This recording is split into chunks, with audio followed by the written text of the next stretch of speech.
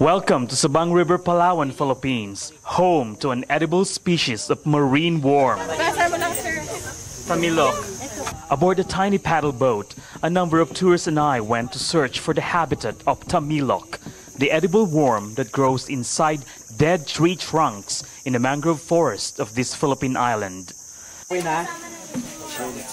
The 4-hectare mangrove is home to many marine lives, while the trees are a sanctuary for cicadas that make that chirping sound all day.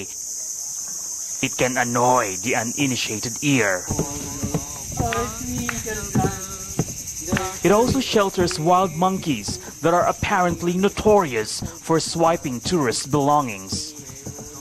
When I came to visit this island, I haven't heard of this delicacy, Tamilok. Locals say tastes like oyster. As soon as a dead branch was harvested for us from the Murky River bank, as if famished, some of my fellow tourists feasted on the delicacy. What is this? Oh! Great! The texture is like squid. Yeah. The taste, like, salty oyster. Yeah. Salty oyster. And it would be better with vinegar or something like that. So you'll try it again? No. No. While I'm here. Now that everyone has tried it, I'm compelled to take my share.